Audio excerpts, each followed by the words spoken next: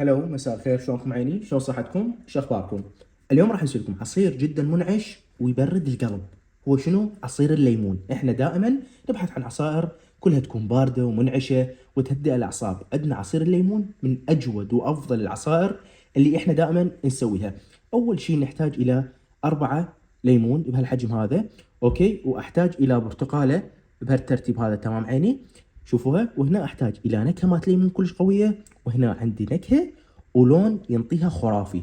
هسه راح نبدا نشتغل بيها على مود تشوفونها بطريقه جدا سهله وممتازه. تعالوا وياي حتى نبدا بالطريقه. بهالتنا هاي نجيب المبراشه مالتنا ونجيب البرتقاله، اوكي، بهالشكل نبرشه.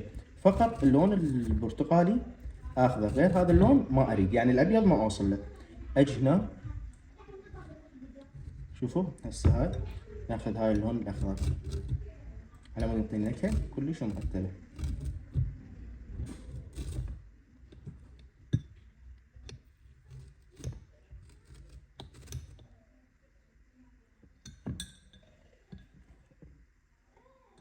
وهنا بعد ما برشت البرتقال والليمون بهالشكل هذا وصار عندي كلش مرتب، هنا لازم اضيف له شكر. طبعا الشكر نضيفه فد 3 ملاعق او ملعقتين، تمام عيني.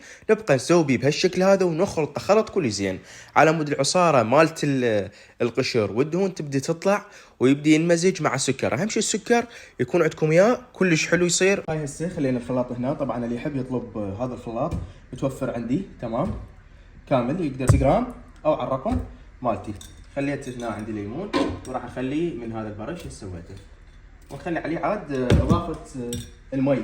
المي حسب الرغبه والحموضه والحلا، حسب انتم تضيفونه، اوكي.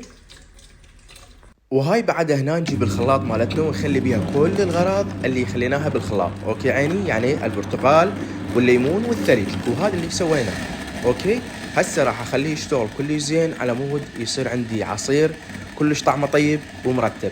هنا نقدر نضيف له يعني شويه من اللون، اوكي عيني، هاي اللون الاصفر مالته على مود ينطينا شيء خرافي ومعدل.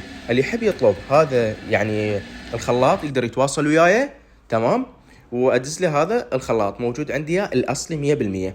هاي موجود عندي هنا بعد ما بديت اشغله واصفيه على مود يطلع كل البث اللي من يمه او القشر اللي هرسته او اللي برشته نقول عليه، اوكي. وبعدها راح نجيب عندنا الدولكه مالتنا ونبدا نفرق بيها العصير مالتنا لان كلش منعش. يابا هذا الشكل النهائي مالت العصير مالتنا، شلونه يابا؟ يخبل. انصحكم تجربونه لان فد شيء كلش منعم وطيب، تمام عيني. وسهمكم الف عافيه.